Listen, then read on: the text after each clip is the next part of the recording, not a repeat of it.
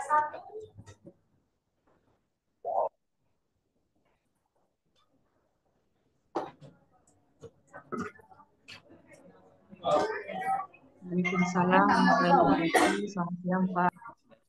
Ruang kosong itu biar sunyi. Sini ribut.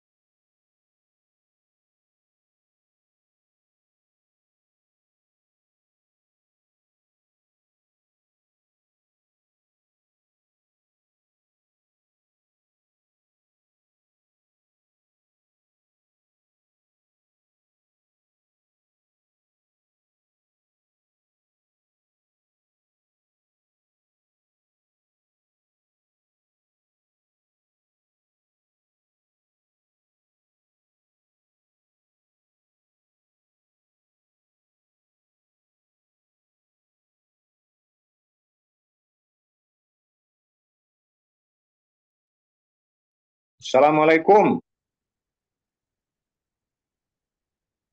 Dr. Titi Ilyas. Ya, Bapak Nasaruddin. Jadi terima kasih atas undangannya. Saya sudah hadir untuk menunggu presentasi dari siapa presentasinya? Bapak Dimas Aryo Sumili, MA, Pak. Apa? Bapak Dimas Aryo Sumili. Sumili. Bapak Dimas Aryo Sumeli. Sebagai apa beliau ini? Dosen apa ini? Apa percetakan buku-buku? Baik. Ntar Pak ya, kita mulai lagi. Kita mulai dengan awal dulu dengan pembuka kata dulu Pak. Nanti kita kabarkan Pak. Oke, terima kasih Dr. Titi Ilyas. Iya Pak, mohon hidupkan kameranya Pak. Biar videonya Pak, wajahnya Pak.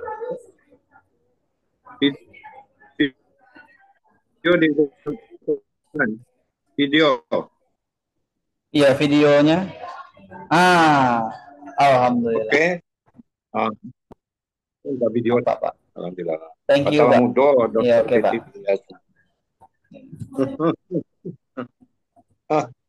Yeah. Okay. Good afternoon. Hi today. How's life? Hi. Good afternoon to Mr. Nasruddin.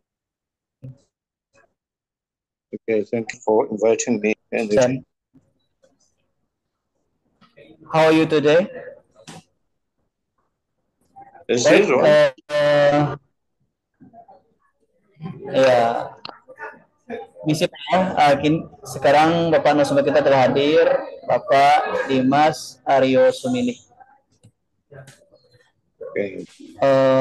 Izin semuanya, apa bisa kita mulai Bapak, Ibu, dan saudara-saudara, teman-teman yang ada di grup Zoom meeting ini dalam acara webinar nasional kita ini.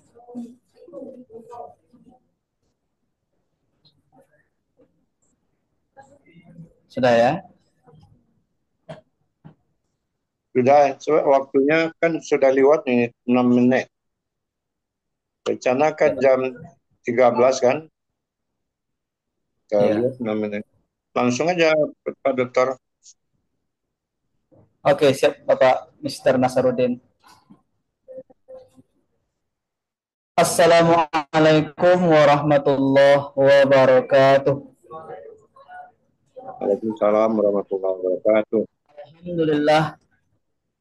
Alhamdulillah alamin wassalatu wassalamu ala asyrafil anbiya'i wal mursalin wa ala alihi wa sahbihi ajmain amma ba'du.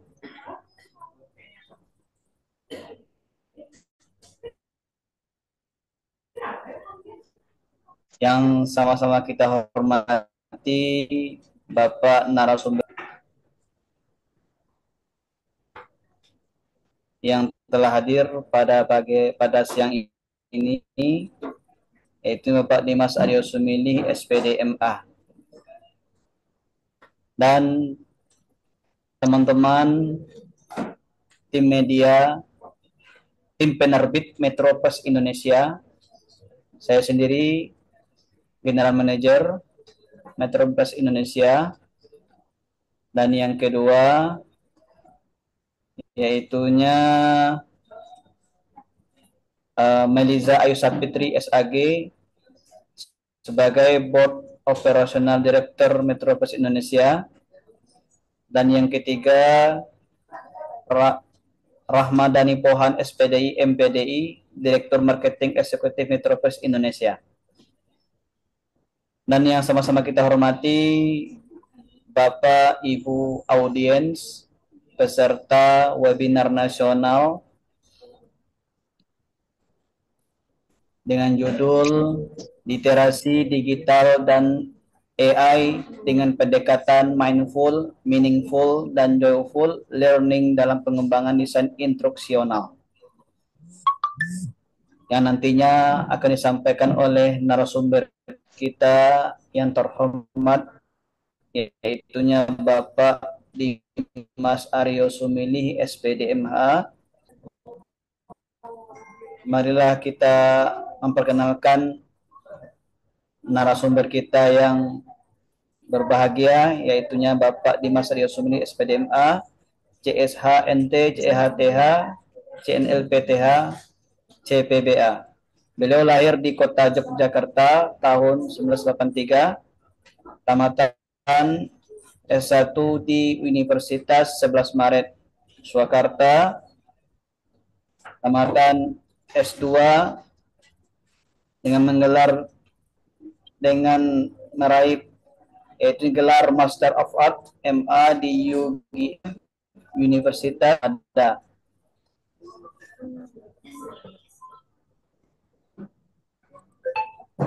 Dan Bapak Dimas Aryo Sumilih merupakan instruktur pelatih dan narasumber bagi kegiatan pelatihan nasional baik secara daring maupun luring, antara lain melalui platform eguru.id, Edukarya, Belajar Digital, dan aktif bergabung bersama Nyala Nesia, serta pamong pelopor Sari Suara, Pemerintah Mahasiswa.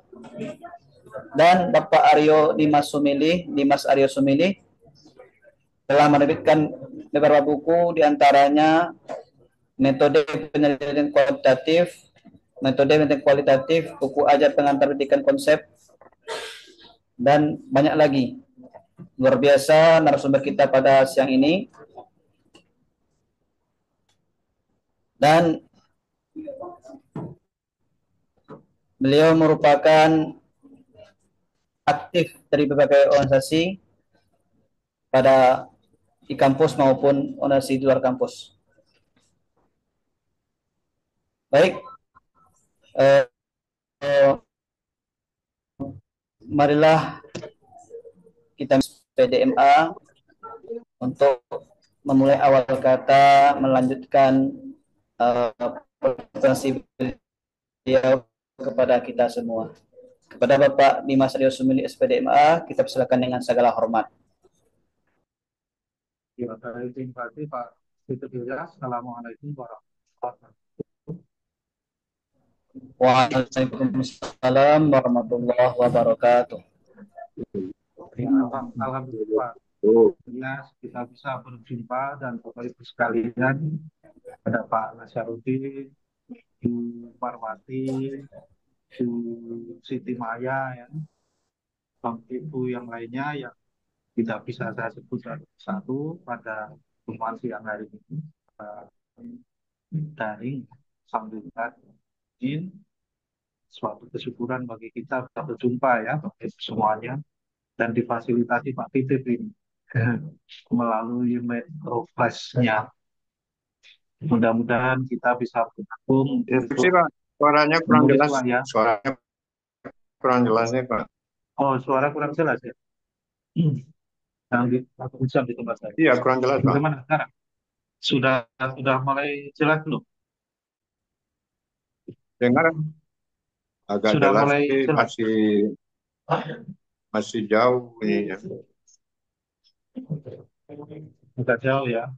Karena di tempatnya kalau video saya tutup dulu barangkali berpengaruh ya. Iya. Nah, bagaimana? Apa ini ada yang sudah di chat itu sudah terdengar ya?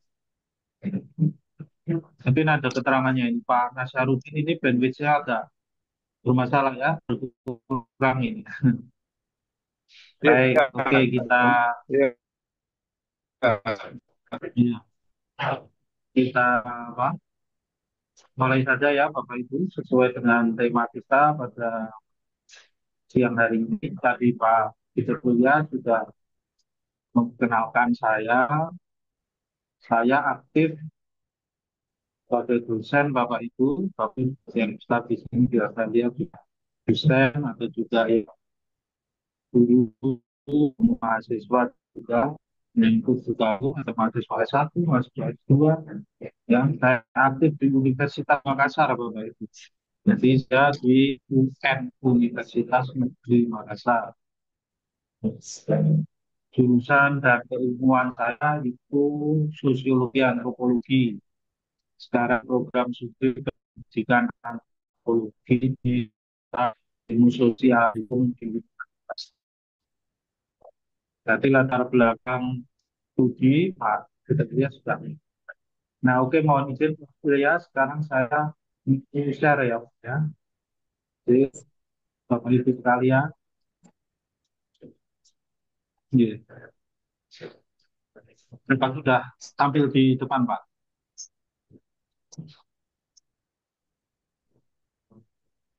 Iya Pak. Mohon komentarnya Bapak sudah muncul ya. Oke, sudah ya. Ya, baik. Oke, ini saya.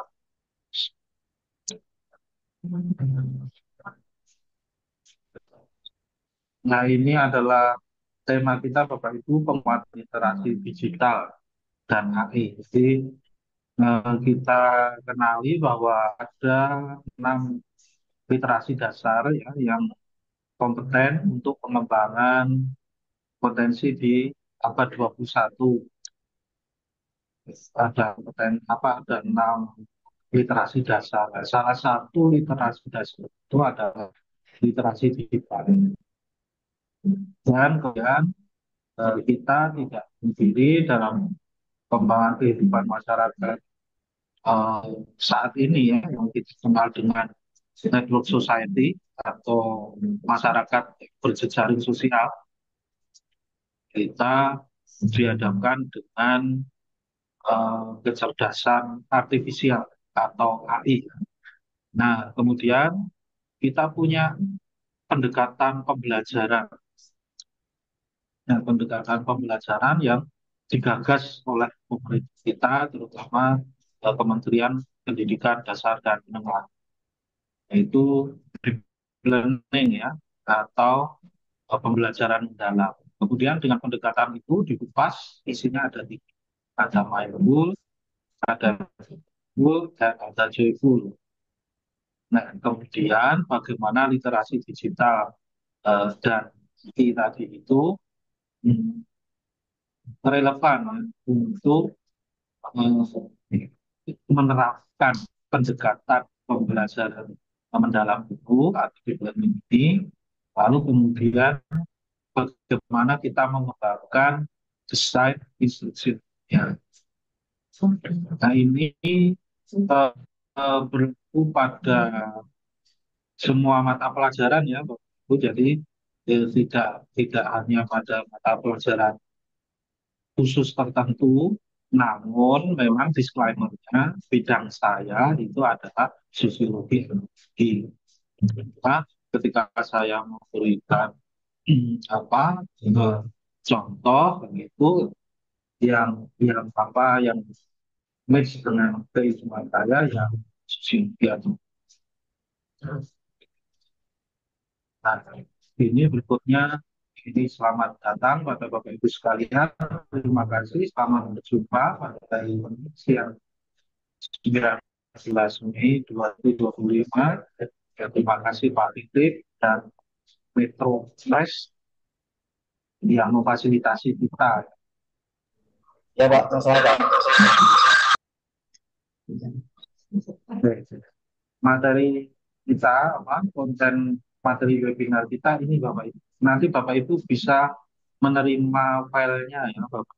Jadi saya kirim ke Pak Tito juga, kemudian bisa saya share juga di grup karena saya juga masuk di grup. Ada bentuk apa ini namanya file. Saya juga ada bentuknya. Silakan nanti Bapak Ibu bisa juga kalau mau lihat-lihat melalui webnya juga monggo ya. Saya share juga. Sama tentang ya pembukaan ini tadi sudah, kemudian tujuan webinar, lantas pentingnya penguatan literasi digital dan AI, kita pahami tentang literasi digital, kemudian kecerdasan buatan seperti apa, lalu potensinya dalam pembelajaran. Lantas literasi digital dan AI ini menunjang jam pembelajaran mendalam yang ketika tadi dikupas itu ada ketika tadi dikupas itu ada meaningful ya, tiga itu ya, ada meaningful, joyful, ya. Oke. Kemudian implementasinya dalam pengembangan desain. Nah, di sini saya akan memberikan contoh pada bagian B itu dalam bentuk tabel. Ini ada di bawah. Ini implementasi pengembangan desain instruksional, kemudian coba kita terapkan dalam pembelajaran. Saya ambil contoh di sini sosiologi antropologi di SMK. Nah, terima sertifikasi sosial. Lalu kemudian saya boleh pembelajaran IPA tapi yang ringan ya, yang saya bisa jangkau itu tentang gaya di SMP. Nah itu gaya gravitasi ya. Nah itu coba kita mengembangkan desain fungsionalnya itu seperti apa. Selanjutnya Bapak Ibu hmm,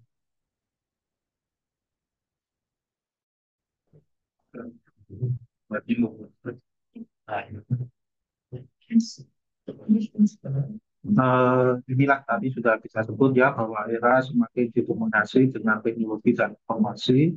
Maka kalau di kajian ilmu sosial kemudian disebut ada masyarakat berjejaring sosial yang dikenal dengan Open Society. Bagaimana menyiapkan generasi muda kita dapat didik beserta didik siswa siswa untuk menghadapi perubahan dalam dunia digital ini ya.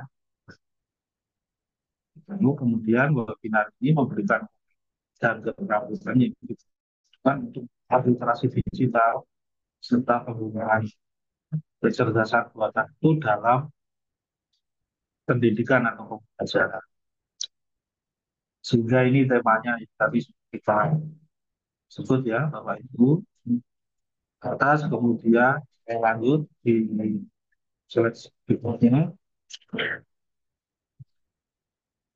kita akan mengalami ya, kita diskusi bersama ya, belajar bersama ini tentang pendekatan ke pembelajaran yang terkait dengan kesadaran penuh, mindful, kemudian meaningful, bermakna, dan joyful. Yang sadar penuh itu artinya bahwa apapun bidang keilmuan itu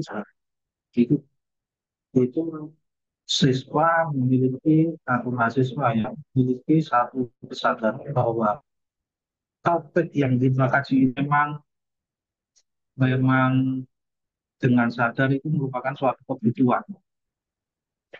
Nah, untuk mencapai kesadaran bahwa itu adalah suatu kebutuhan, maka perlu adanya nilai kebermaknaan, nilai kebermaknaan, tema atau topik itu bermakna bagi kehidupan sehari-hari kita untuk siswa terutama untuk sehingga topik atau tema ini bisa menyelesaikan masalah atau setidaknya bisa memberikan gambaran tentang kalau di dalam kehidupan nyata mereka memiliki suatu kasus atau suatu fenomena gejala dan sebagainya mereka akan bisa mengambil sikap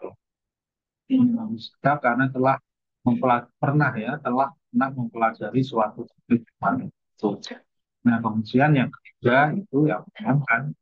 Karena kalau pembelajaran yang menyenangkan, bisa akan memiliki berbekas secara psikis dan kemudian cenderung apa ini dan internalisasi. Dan internalisasi itu artinya ya tema atau topik yang dipelajari itu telah masuk ya, telah dipahami masuk internal ya, itu pada siswa atau mahasiswa. Lalu pentingnya seperti apa penguatan literasi digital? Literasi digital itu bukan hanya tentang kemampuan mengoperasikan perangkat atau aplikasi, tapi yang paling penting itu adalah justru mengenali tentang risiko keamanan, etika, serta penggunaan teknologi secara cerdas. Kalau mengoperasikan dan aplikasi itu, siswa atau mahasiswa kita itu perlu diajari ya Bapak. Kita sering kita juga mahir sendiri karena itu keterampilan itu dia hadapi secara langsung karena menjadi bagian dari kehidupan sebagaimana ciri network society tadi masyarakat yang berjejaring itu mau nggak mau media teknologi itu yang di genggamannya itu menjadi dunianya sehingga mengoperasikan itu tidak menjadi apa tidak menjadi penting bagi mereka tetapi bagi kita generasi yang lebih tua ya itu terkadang kita yang perlu belajar tentang ini. Tapi kalau siswa dan mahasiswa kita justru mereka sudah apa biasa ya sudah biasa dengan sekarang. Nah, literasi digital itu pada pemahaman atas risikonya, keamanannya, etika, serta penggunaan teknologi cerdas dan bertanggung jawab. Literasi digital itu akan kalau kita manfaatkan dengan baik, ya, kita melihat dari sudut pandang yang positif dan kemudian bisa memahami risiko, keamanan, etika dan seterusnya tadi bertanggung jawab, maka ini justru menunjang atau mendukung dalam proses pembelajaran. Jadi untuk mendalami, karena mendalam tadi, maka siswa terbuka serta didik. Serta didik artinya bisa siswa, bisa mahasiswa, bisa santri juga, atau tingkatnya ya. Ini bisa mengakses, evaluasi, dan memanfaatkan informasi. Kemudian kata kuncinya juga secara kritis. Nah, jadi dengan apa ini proses literasi tidak pasif, namun kritis. Bukan apa itu sekedar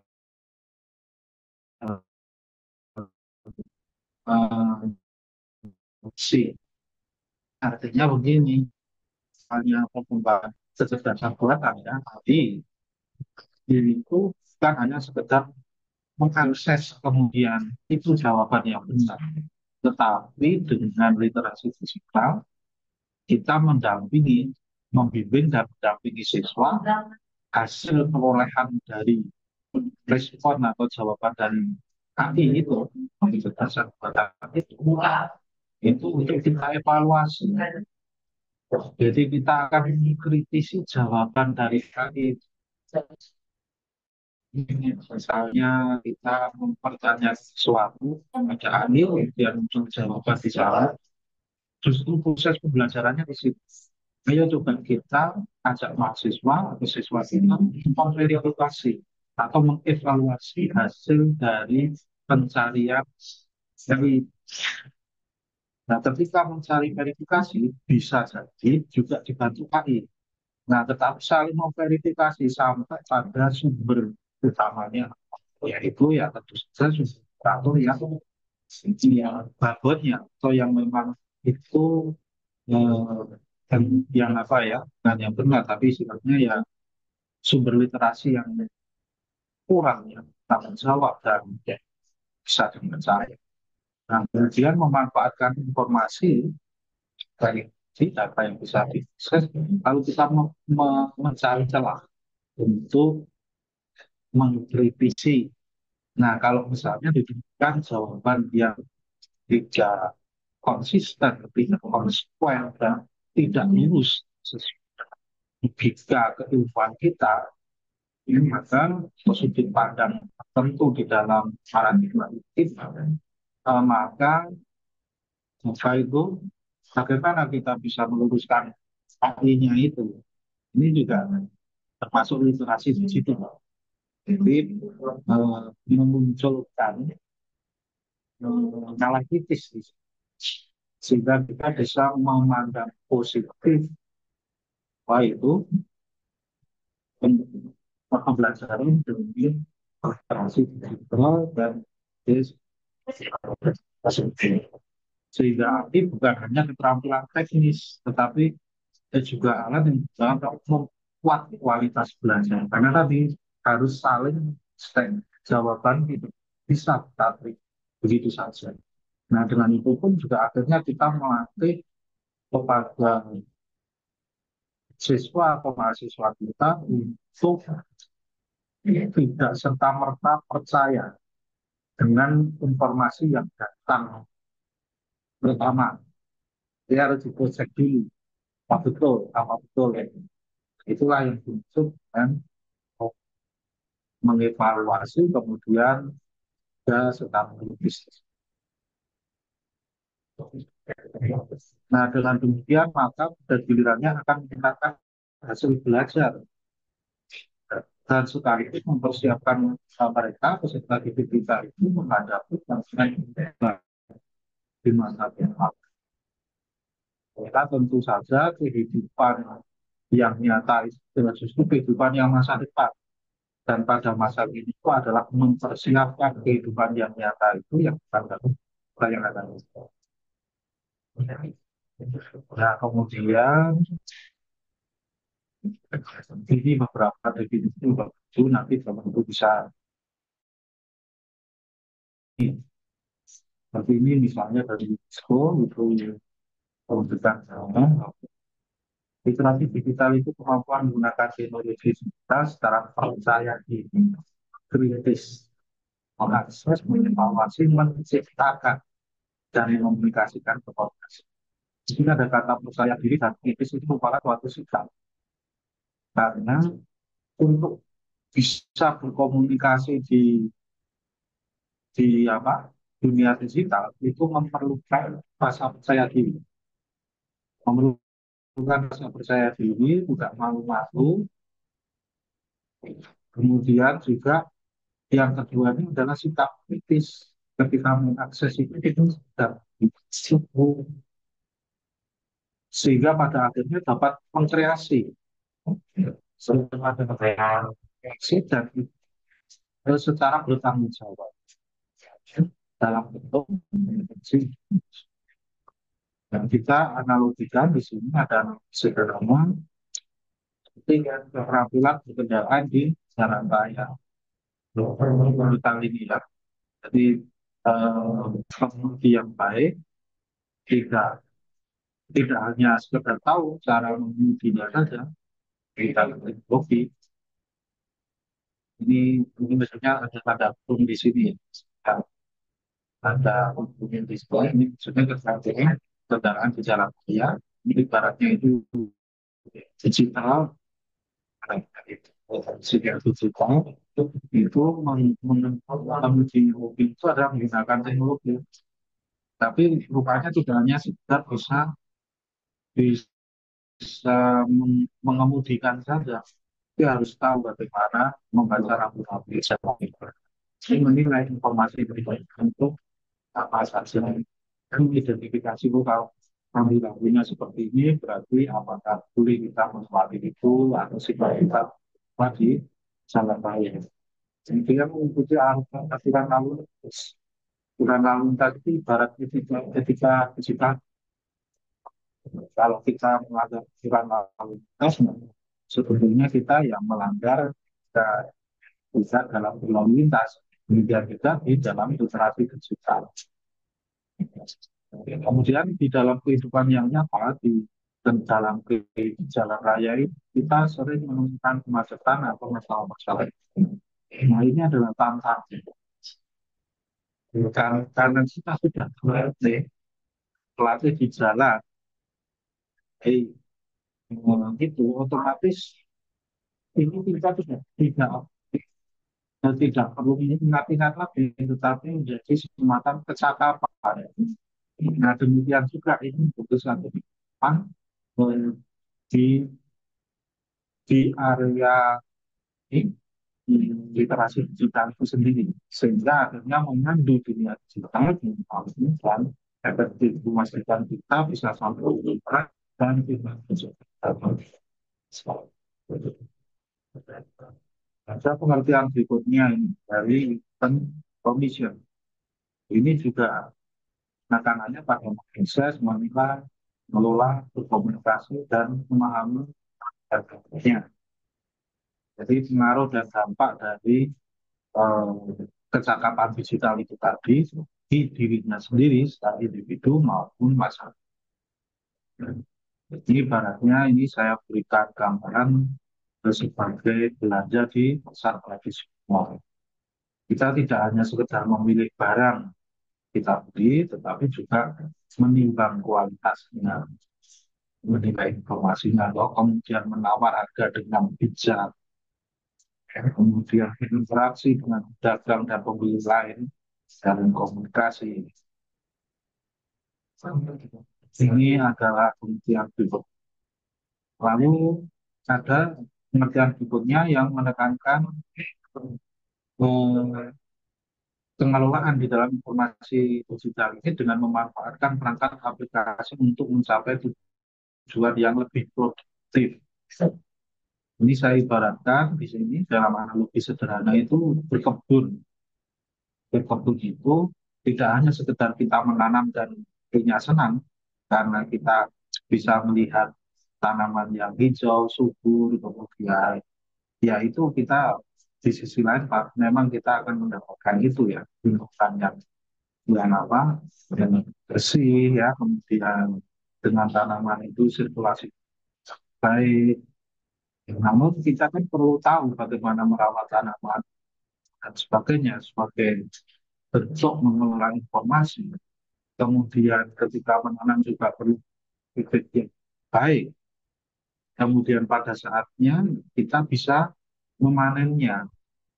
Memanennya itu macam-macam tergantung jenis tanaman ya. Kita tanaman itu kalau jenisnya tanam yang mengundang keindahan, ya panennya rasa keindahan itu sendiri. Kalau berupa menghasilkan apa bunga, ya panennya berupa bunga. Tapi kalau kita bisa menghasilkan eh, jenis sayuran misalnya atau empon-empon itu apa ya, apotek hidup ya. Nah itu juga artinya kita bisa mengambil manfaat dari hasil. Nah itu sehingga literasi digital itu akan membantu kita merawat informasi yang lantas. Apa itu kecerdasan buatan? Itu sudah mengetahui semua ya. Kita sekarang dihadapkan dengan ya gejala-gejala teknologi seperti itu. Ada pembuatan mesin. Ini berfokus pada dari ilmu komputer, ya, ada pembuatan mesin. Kemudian melakukan tugas-tugas sebagaimana kecerdasan manusia. Jadi KI atau kesehatan itu akhirnya perlu kita lakukan seperti asisten pribadi. Ketika meminta asisten membantu mereka tidak hanya mengikuti perintah, tetapi juga perlu memahami instruksi, mengenali pola pekerjaan. Jadi mencuci piring, setelah majikannya selesai. Kemudian setelah cuci piring, ya, lanjutkan menyapu lantai, barangkali ada sisa-sisa makanan yang jatuh. Ya. Tentu saja untuk menyapu lantai harus didahului dengan membersihkan mejanya terlebih dahulu. Itu nanti ada urutan sistematis dan itu mereka asisten pribadi saya itu akan mengikuti alurnya polanya untuk membuat dunia. Jadi itu tadi urutan-urutannya kan termasuk prioritas mana yang diperlukan. Itu juga kemudian berikutnya ini menciptakan sistem meniru perilaku manusia. Ini menggunakan model matematika dan algoritma komputasi. Nah ini saya bayangkan, Bapak Ibu, kita bisa membayangkan sebagaimana urusan ya. Itu di dalam buku riset matematika kan ada langkah-langkahnya. Sama juga ketika tadi saya menyebutkan ketika kita usai makan, maka yang dibersihkan misalnya banyak dulu. Itu kan ada langkah-langkah. Demikian juga memasak. Nah, ada langkah-langkah. Nah itu ada dalam algoritma. Nah, demikian kemudian bahan-bahan yang dipersiapkan kemudian cara mengelolanya seperti apa. Ini dalam pemahaman, kemudian proses pembelajaran belajar. Lalu menilai rasa, tekstur masakan. Nah, ketika menilai rasa dan tekstur, disitulah persepsi. Ini kita mempersepsikan rasa dan apa tentunya kita akan memutuskan apakah masakan itu sudah siap disajikan kan, atau kemudian kita konsumsi, atau perlu menambah tambahan bumbu. Nah, ada menilai rasa tadi. Nah, seperti itu. Jadi sebenarnya bagaimana kita menggunakan kecerdasan buatan. Jadi tidak kemudian diterima saja. Kalau diterima saja itu kan kita tidak menilai rasa, tekstur masakan itu. Ya sekedar sudah, kita tidak memberikan feedback juga ke platform dari kecerdasan buatan. Nah, itu makanya proses bagaimana yang kita visual tadi ada proses tidak hanya mengakses, tetapi juga mengevaluasi. Dan pada akhirnya kita bisa mereaksi. Potensi literasi digital dan AI dalam pembelajaran. Ini Pak Atensi atau apa ini pernyataan yang saya berita ini warna lain ini adalah memperkaya pengalaman belajar.